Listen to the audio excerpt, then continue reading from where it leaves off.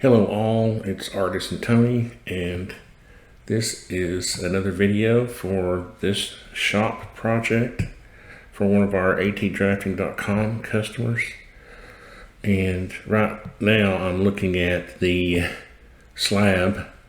This was done in the previous video, and I was trying to show Charles how to do it if he wanted to do it on his own, while recommending that he get a concrete contractor. But I'm going to go through here. What I need to do is turn on the wall framing. And I keep forgetting how many layers we can end up with if we're not careful. I'm going to actually delete some of these. These layers are created automatically by the extension I use, Medic, which is really cool. They have a suite of extensions for SketchUp, and I really like them a bunch. But anyway, I was talking to Charles, and he wants me to make a few changes. I had suggested a 8-foot garage door because we have trucks and things, and a lot of people need a higher door, so we don't use 7-foot doors in our projects anymore. But he wants a 7-foot door. So what I'm going to do is go to my wall, and I can edit an opening, and I can take it back down to, I'm going to say 85, because you want to leave that rough opening an inch taller to be able to put your trim on. And let's see, let's update that. There we go. Now I need to turn the trim off.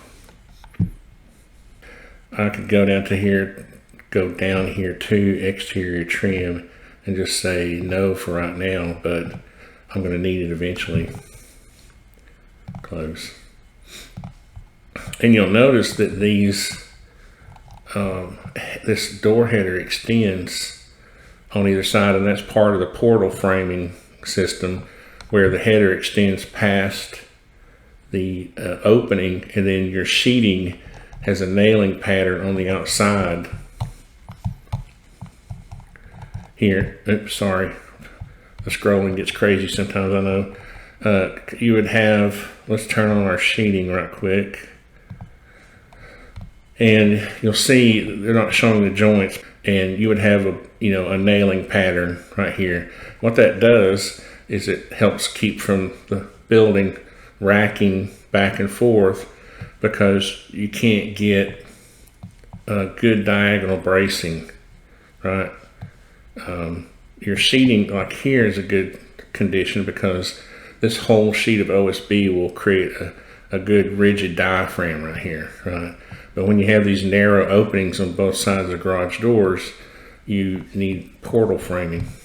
So anyway, not to get too caught up in that. So we have the door fixed. Let's see how wide it is. I'm going to add something to the rough opening too. The most important thing is you get the rough opening big enough, 12'1", so that when you actually, it should be 12'1.5". And the only reason I'm fooling with this now is because all tools and opening is because this is important, and he's doing this himself. So rough opening, I don't know, what we should do is make this 144. That's the size of the door, and then rough opening, it should be 0.75, and that would be the exact size, because what you're going to do is after you 12'1.5", and it will depend on whether you're going to use 3/4 inch hardy, like a 1x8 here, or 1x6 for your trim on after the door's hung, or a 1 inch thick piece of hardy, like a 5/4x6. So just think about your trim. of course, you know, obviously the easiest way to account for it is to use 1 inch, and then you can just add 1 inch to either side. That's 12'2" by 7'1". But you don't want to lose any room. And see, a lot of people don't think about this, and they'll actually lose that inch or two from the width of their garage door, because the garage door is not going to change in size. So what the garage door hanger does is he'll put his back jambs on just wherever he needs them to be. So he'll center the door, and see, the door will be hanging over on each side, you see. So if you don't make the door opening big enough, you're actually losing opening space. So just keep that in mind. And then the other thing is he wanted to make his windows at the same height. So what we're going to do, I don't know why this is acting funny. We're going to change this really quick. Wall, edit opening. So I'm going to look at height. Let's see, header height 90. Well, if you make that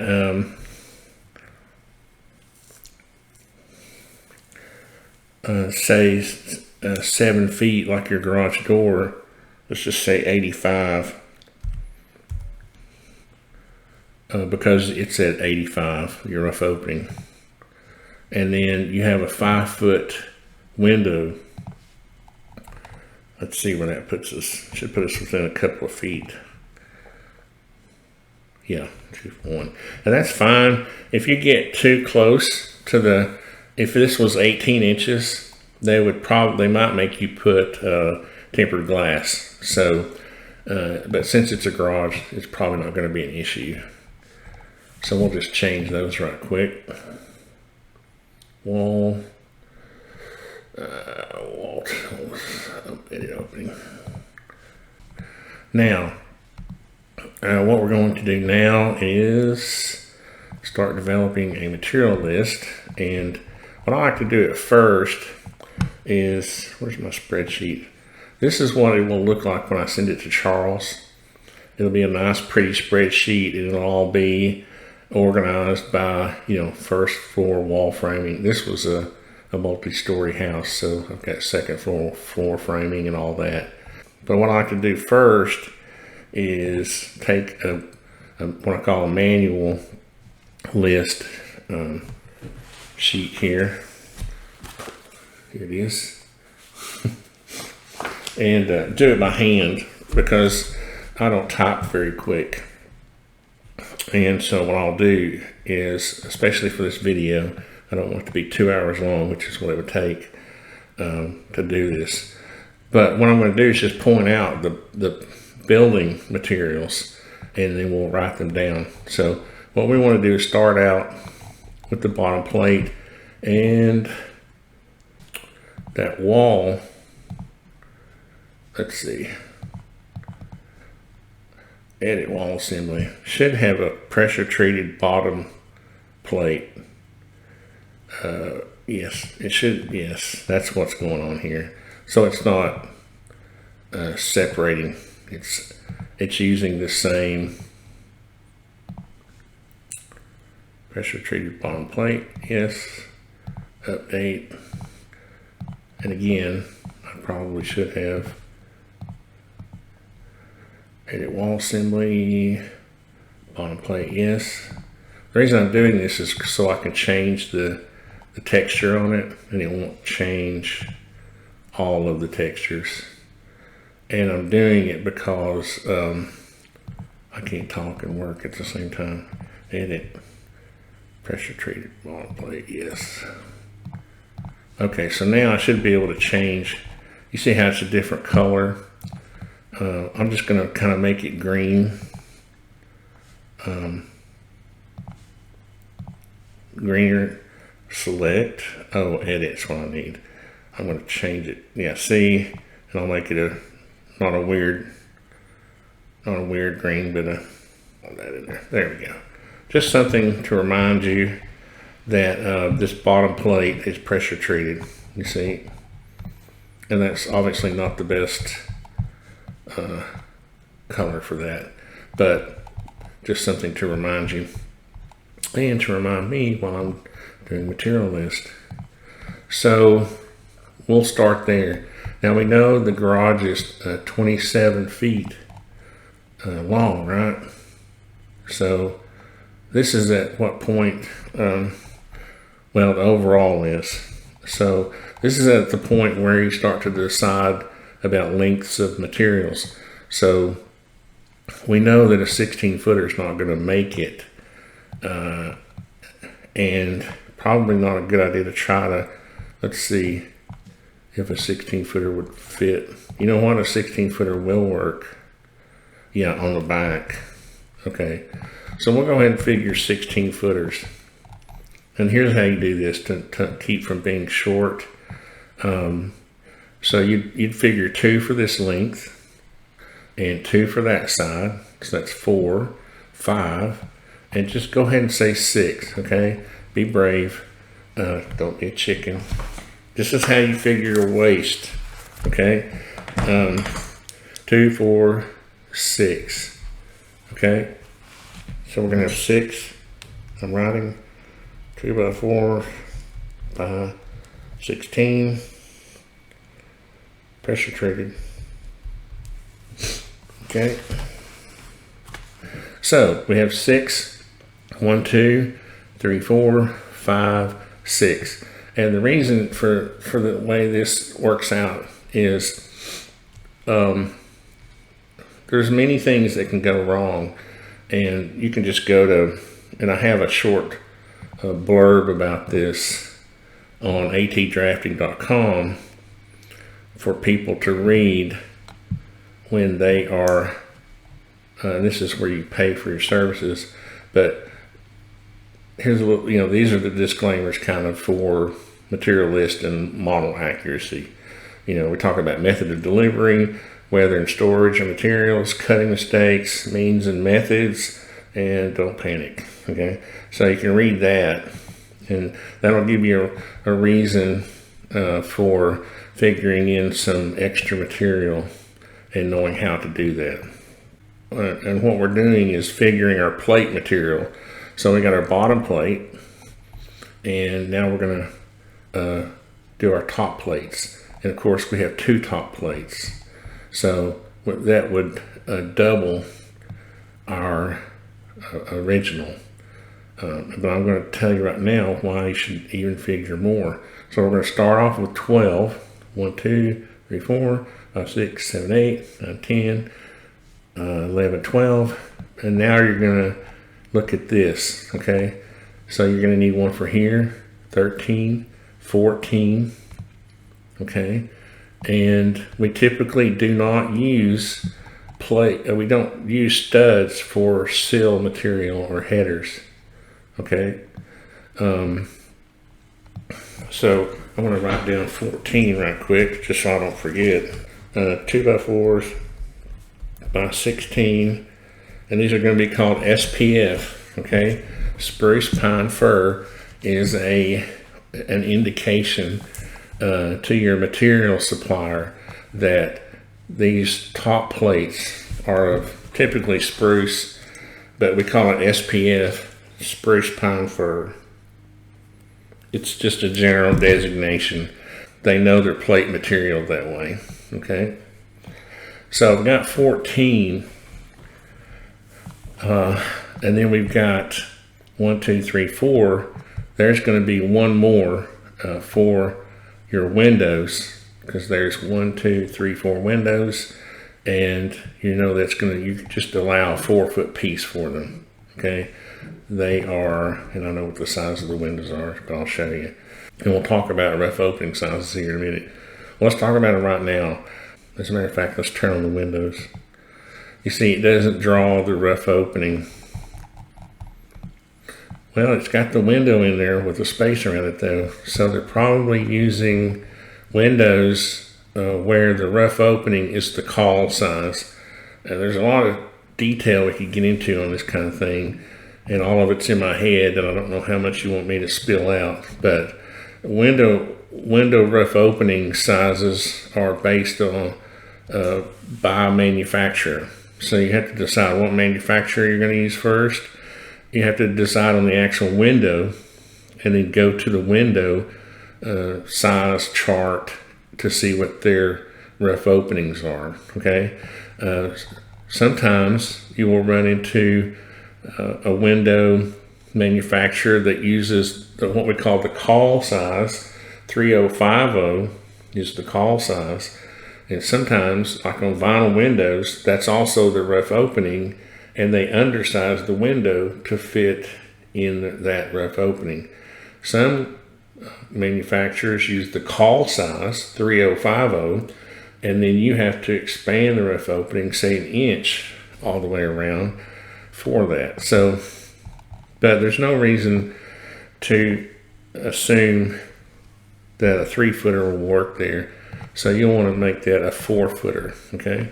And the reason is because we're buying 16-foot material and we have 4 windows, okay?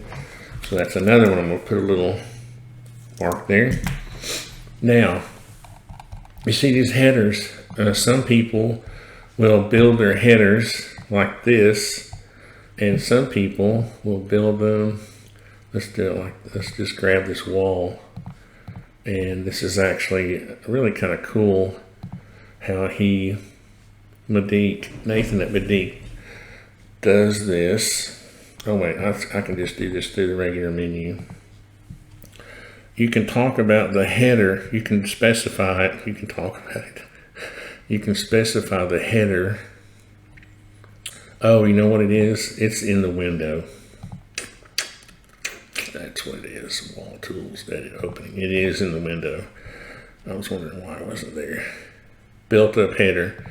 Okay. We'll say, so you can say top or bottom or both. Now, a lot of times we'll do it this way. In other words, we'll use a 2x4 on the bottom like that. But some people do it both, where there's a top and bottom 2x4, and that's so that they just get the header the same width as the wall. Now they're showing this header nailed together, but typically on anything 3 feet or less, you can get by with just separating the header and making it flush on both sides. You see how it's flush? What's going on with my orbiting? You see how the header is flush with this side? Well, you can do the same thing with this side, and it doesn't matter with that 1/2 inch airspace in between. It's really not a structural issue at all because it's just a 3-foot opening. And that way your sheeting is got a nice flat surface to nail to on the outside, and your interior wall surface has a nice, let's see if it has a way to separate.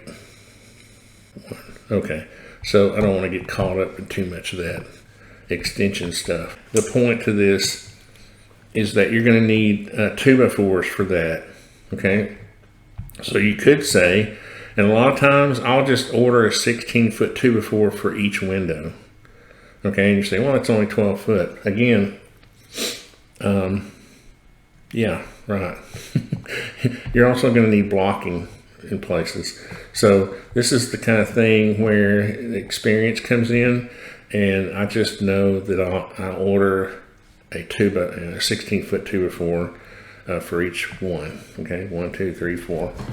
So I'm going to add 4. That would be 18. I'm not doing 18 for now. And that pin's not working either. What is this? Plague Tony with pins, Dave? Alright, so we've got 18 so far. Now, here's what you're going to need to do, and nobody ever shows this. You're going to need to take a 2x4 and brace these things off, okay? And let's just see, 16 foot might be just right for, if you started it up here and went down to there, how long is that? Yeah. So, after you get these walls framed up, you're going to need braces, okay? You're going to need one coming down this way, okay? One coming this way, that way. Just make an X, and you can nail them together in the middle. And all this seems like an overkill, but what this is going to do is give you a really good strong framing method to get your walls straight and plumb.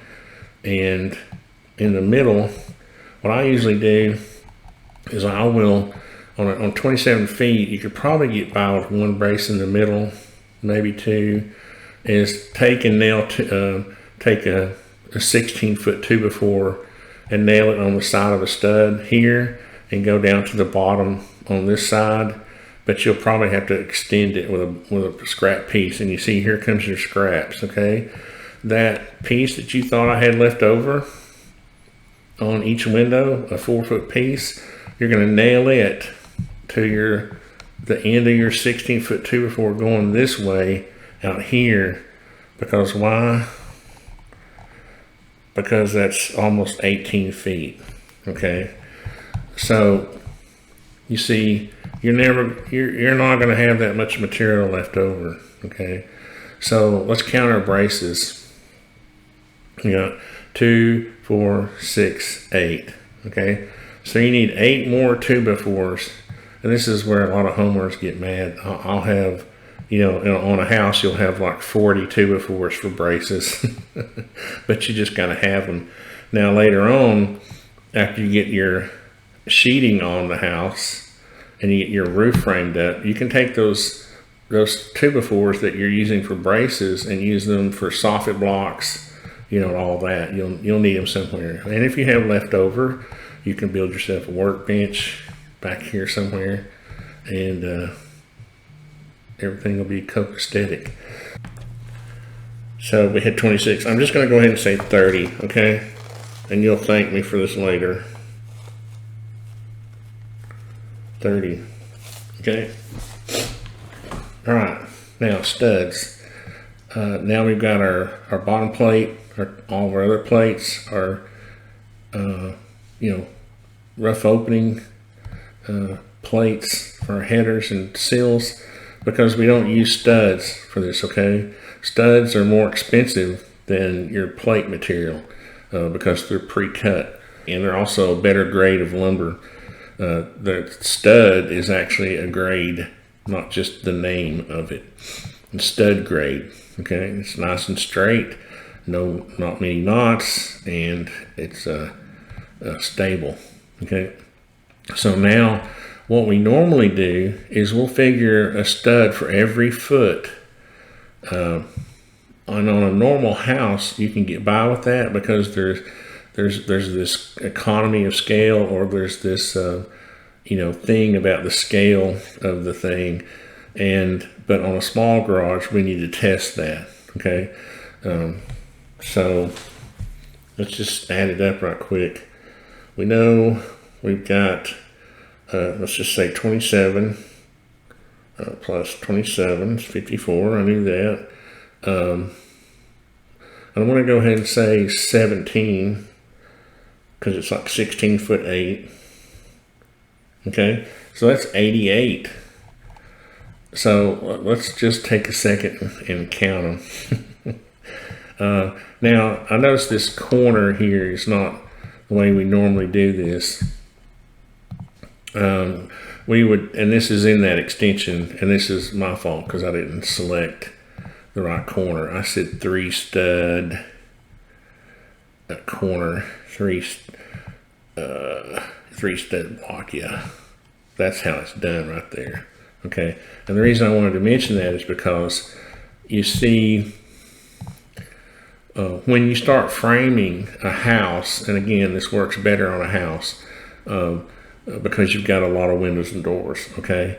So you would first cut your jacks. See your jacks for your openings? You'll count all your windows, okay? And you would just go ahead and cut them, okay? So the jack for this is going to be, what did we say? Yeah, 6'11" and a half, okay? So, and what you're going to have is all these blocks left over, okay? So you're going to have 1, 2, 3, 4, 5, 6, 7, 8, 9, 10, and you're going to have, come around here, 12, 13, look at all these, 14, 15, 16. You're gonna have, 20 blocks left over, okay? What you do is you take those blocks and you make your corners with them. So cut your jacks first, okay? And I'm showing you how not to have a lot of waste. If you start cutting your blocks out of studs, you're gonna run out of studs. If you start cutting blocks off your plates, they're gonna be shorter, or you're gonna run out of plates, okay? And you'll notice on this material list, see this column right here, project use? It'll tell you mud seal, plate material, studs, garage door header, braces, first floor. You see that? Look at this job. I had 24 braces, and I'm sure the owner's like, what the heck? You're going to charge me for braces? But anyway, so you see, it's about the way you do this. And normally you don't have this situation. We don't have this situation where we have all these blocks above the header, because we use 8-foot doors in our header, and we always run our header all the way up to the top, the bottom of that plate right there. So we don't have all these, but he wants a 7-foot door. And now see what you did? You caused yourself to have all these little blocks. Anyway, I'm just kidding. So anyway, you're going to cut your jacks first.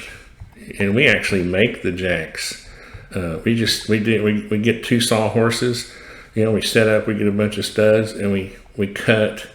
We'll cut these jacks off, and we'll stack our blocks up in a pile, and then we make our corners and tees, because now we've got blocks to make them with, and we didn't waste anything. So that's the way the corner should look. So back to studs. I'm not counting any of those. See, we've already got them. 1, 2, 3, 4, 5, 6, 7, 8. And I'm not counting these either yet. 9, 10, 11, 12, 13, 14, 15, 16, 17, 18, 19, 20, 21, 22,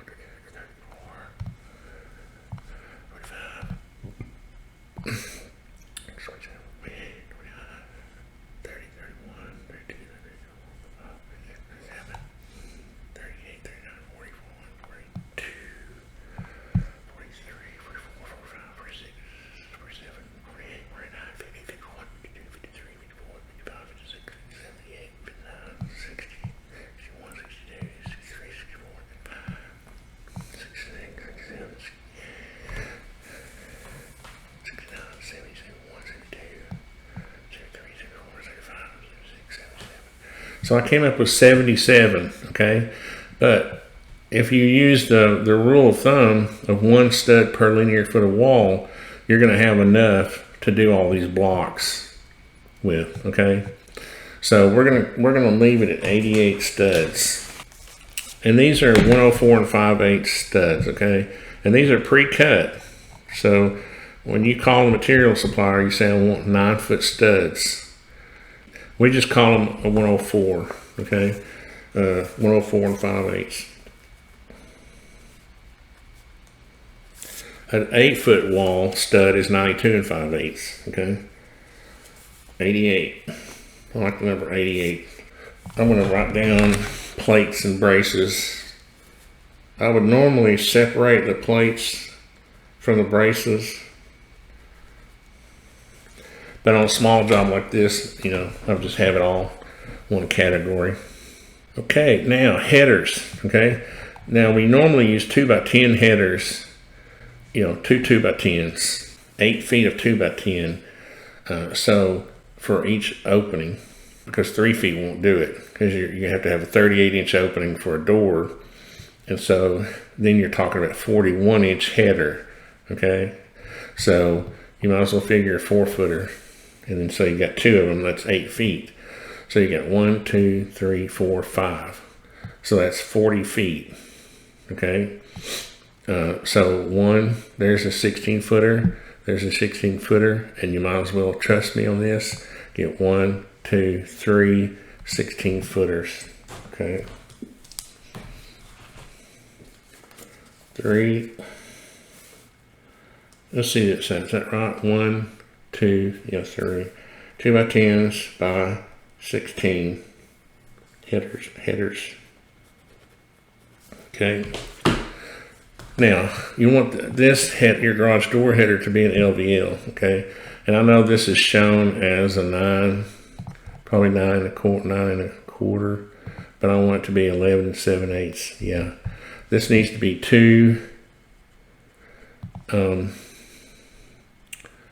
And you're going to have to just go ahead and get 2 16-foot. And you don't have to waste on these in case, as long as you don't screw these up. 2 1 3/4 by 11 7/8 by 16-foot. Okay, it's your garage door header. Now you don't want to screw them up. You want to measure them 3 or 4 times before you cut it, because they're like $7 $8 a linear foot. Okay, it's really no big deal to have some leftover 2x10. Part of what I didn't talk about earlier is when you have your materials delivered, sometimes the materials will be dumped off the truck and you'll get broken, especially for some reason 2x10 seem to always get broken. So you'll want that extra that I just figured for that. But LVLs don't break, okay? You can dump a whole lumber pile on them and they won't break. They'll just bend, okay? And then they'll straighten out when you put them in your wall. All right, so that is our headers. So what have we forgotten? Did I figure plates for that? Yeah, I figured plates for the header there. And see, 2 1 3/4 LVLs makes the thickness of your wall. They're 1 3/4, so that gives you 3.5. Okay, so I think that's all of our framing material. And because we talked about the thing about the foundation. Let me turn these forms off and I'll show you how the relationship to this brick ledge. So your wall is going to be sitting back 1/2 inch from this ledge. So your OSB, which is what we're going to figure next, can be flush with that brick ledge. Okay. Next, wall sheeting.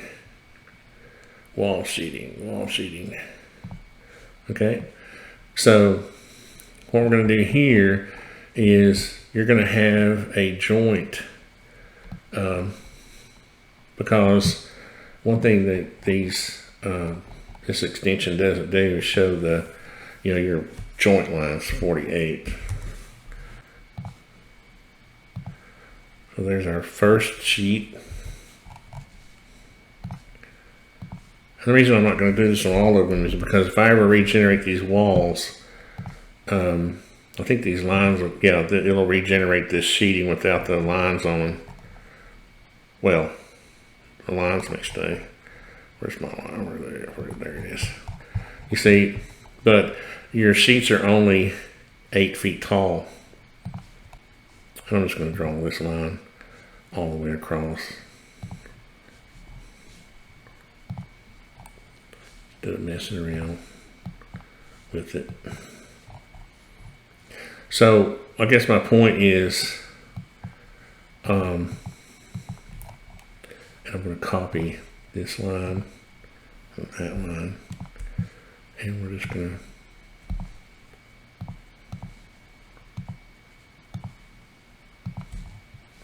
I just wanted to demonstrate this on one wall, because I'm pretty sure if I regenerate a wall, it'll regenerate the sheeting. But anyway, so on a garage is what I'm saying is you can get by with this, but I'm pretty sure that well, even on a house, I don't remember blocking on a 9-foot wall.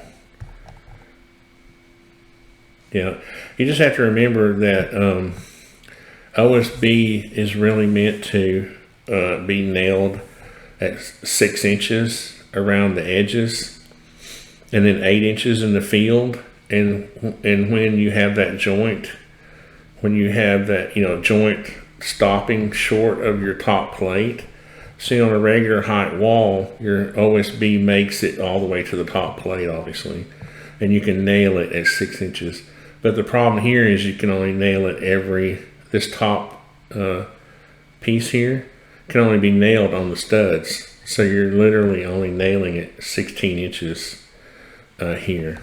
Okay, now that's not going to be much of an issue since you have brick. Okay, if you had siding, you might have a situation where the joints of your OSB don't line up good, and that's really the issue. It's not so much a structural issue as it is that just sometimes OSB, especially if it gets wet, if you get this nailed up good and you get your Advantech on here, why is it not showing the Advantech? That's a good question. Let's go in and edit the wall. Aha, OSB plus Tyvek. There we go, that a baby. Of course, now you can't see my joint lines, but the point I'm trying to make here is that if you get the Tyvek up quickly, and that's, you see, a Tyvek is 9 feet wide. You can get it in 10 feet, but the most popular length is 9 feet. Get that rolled out all the way, no joints, you see, and get it taped good around your doors and in your corners, and you shouldn't have to worry about it much. Okay, but let's undo that right quick so we can see the sheets and we'll know how to count them. And that was the main reason I was showing the joints, not so much just to nitpick the framing. But now an anal person, an anal framer, would go between at that 8 foot mark and block it all the way across. Okay, and you can lay them in there flat. You don't have to turn them. I mean, you can stand them up and push them against the. And what I have done is I have cut yourself some 14.5 inch blocks. Yeah, 14.5. And just have somebody stick them up there and hold them with another piece of 2x4, and you can shoot through. You can shoot through the wall into that block. And what I'm trying to say is the blocking process doesn't have to be real complicated. But otherwise, since you've got brick and you're not having to worry about the lumpiness right there, and it's not a structural issue, I don't think I'd worry about it too much. Again, I wouldn't be going through all this detail if it wasn't. Charles is a customer that is paid for this kind of detail. All right, so we got 1, 2, 3, 4, 5, 6, 7. Okay, notice I'm counting that as a whole sheet. Okay, trust me, don't flirt around with OSB. You'll end up short, because when they delivered it, it got band marks, it got beat up, one piece got rained on. You know, you got sacrificial pieces you laid down to walk in the mud. So 1, 2, 3, 4, 5, 6, 7. And then we've got 1, 2, 3, 4, 5, 6, 7, 8. So that's 1, 2, 3, 4, 5, 6, 7, 8. 8 sheets per side. So that's 16. Okay, so we're going to write down 16 temporarily. 16. I write these numbers down real small. And I come back. That's why I do this by hand initially. And I go back and type it in. And then, and we know it's going to take 4 pieces. Again, it's going to take 4 sheets. Well, you got 16'6", that's right. So here's what we're going to do. We're going to go ahead and figure 5 sheets across the back. Okay, and the reason for that is because you got these gables, and you also have roof decking, so you're going to be fine. Okay, I promise. And then, but we are just going to figure 1 sheet for the top for that 9 foot. So that's 6, and 6 is 12. Okay, 12 more sheets. And OSB is not that expensive, so don't freak out.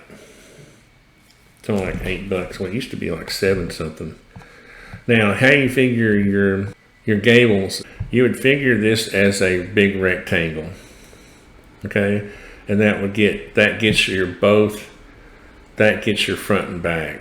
So if this is, and you don't figure it that close either. You see, you would just go ahead and say that says 5'8". You say that's 8 feet. Okay, you're gonna have 4 sheets. Okay, And this is why you really don't flirt with this, worrying about having a lot of leftovers on the side, because you may end up having to have, let's see, 1, 2, 3, 4. Again, just figure it as a big rectangle, and don't be trying to figure it down to the 1/8 of an inch. Okay, OSB is cheap, and you don't want to run out of it. Here's the most frustrating thing: is you're almost done that day, and you're a sheet short. And you got to run all the way to Home Depot just to get one sheet of OSB. How far away do you live from Home Depot? How much gas are you going to spend? How much is your time worth? It's worth a lot more than a piece of OSB, okay? So don't flirt around with this, trying to figure exactly, oh, I can use this piece I cut off here, I can put it up here. Just don't do that, okay? Especially if it's the winter, you can burn it for firewood to keep you warm. I'm just kidding. So I'm going to show you right quick, Charles. Where's our roof framing? That's the gable framing. Roof trusses. Here we go. So we were going to do, that's right, we were going to do an attic truss. But what we were talking about was the pitch. So what I need to do is get rid of this or move it. I'm going to move it back. How far is that? I'm going to move it back 50 feet. And then we're going to do another one that is an attic truss and a steeper pitch. He wanted to look at roof truss, attic, and we'll go from here.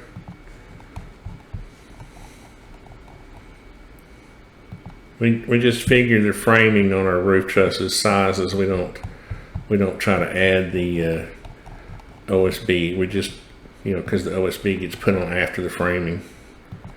Okay, so let's see, attic, top cord. Okay, pitch. Okay, here's where we want to make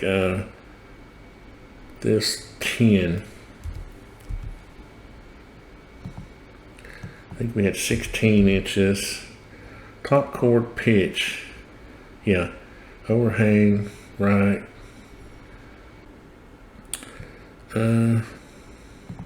This attic, this truss design could be a little different from your local truss guys.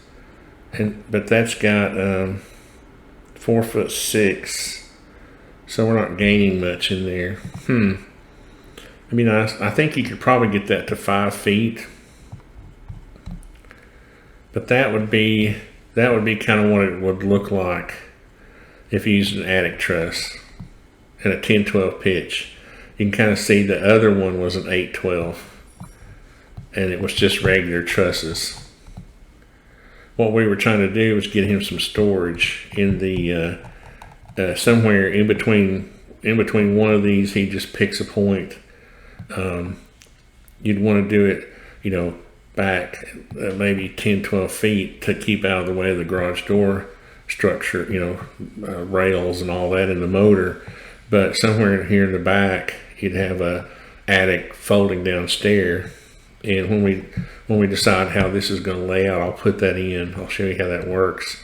But first we need to decide on this. The 10-12 certainly has a nice scale to it. Let's edit that, and we'll go ahead and add everything. So that just gives you an idea of how it would look. I'm not going to spend any more time on the rest of that yet until we decide. Actually, that has a very nice scale to it. I like that. And it's not really going to cost that much more money than the 8-12. So I'm going to kind of assume you do that because it's going to give you more attic storage. And I think that's why I had the sheeting turned off, so we could see the attic storage. Let's turn off the wall sheeting too. Where is it? Too many layers. And I'm going to go ahead and delete this one because I'm pretty sure he's going to like this, and this is the way we can see through. That would be pretty decent volume. And again, if you look at attic trusses, they're done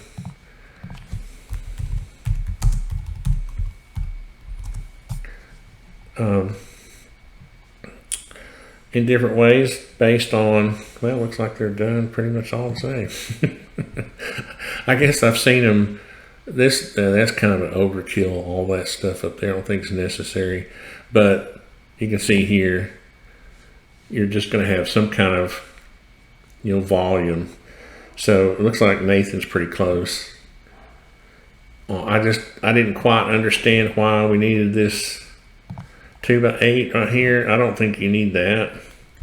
I think probably what's going to happen is, since it's such a small building and the span is, I can see doing that if you had 20-foot rafters.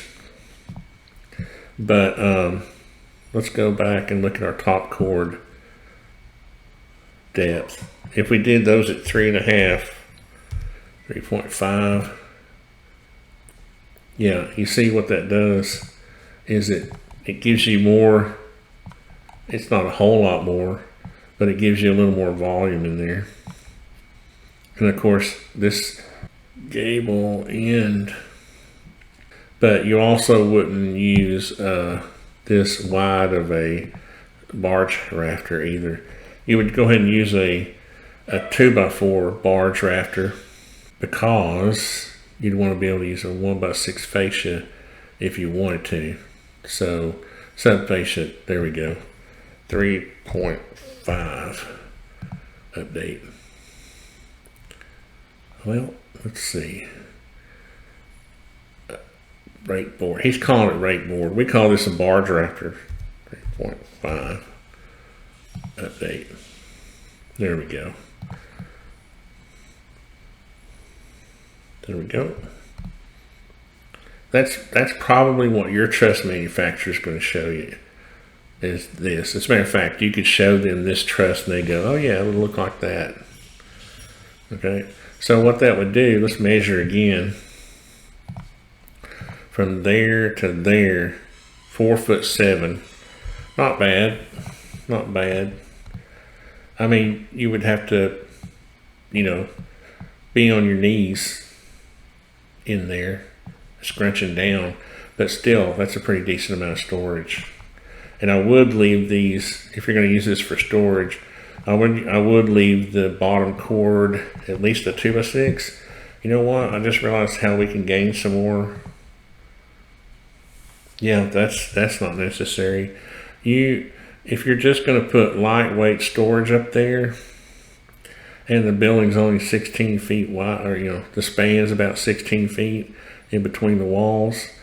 Where is our? I'm looking for a 9.25. That's how I know to change it. You could probably get by with a 2x6. There we go. Now we're talking.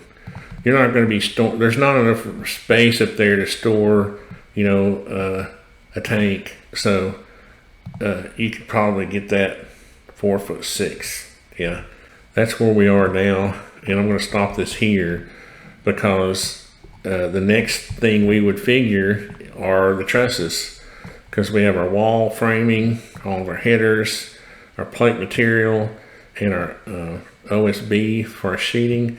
And I don't want to figure the OSB for the roof until we get our trusses figured out.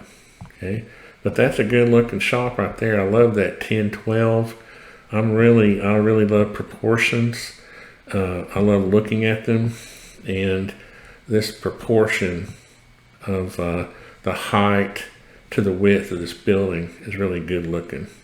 Really good looking. All right, well, thanks guys. If you need help on your project like this, it seems tedious at first, but if you put this kind of time and planning into your project, what happens is the day you go out to start building it, this will be implanted into your brain. Okay, when I go out on a job and I've designed it like this, I already have all the dimensions in my head. Okay, and it's so much easier. You don't go out and start scratching your head the first day you start framing. You go out and you say, oh, I need 6 jacks at 82 and 5/8. You've got everything in your head pretty much. You're just using the drawing to verify what you think. okay, which you do want to verify. I'm not saying that. I'm just saying this kind of planning is what you should do on every project. Okay, if you need help with it, just contact me at atdrafting.com. I'll leave the links below. And then Charles, get back with me on this truss issue, and we'll wrap up your materials list. Thanks for watching, guys.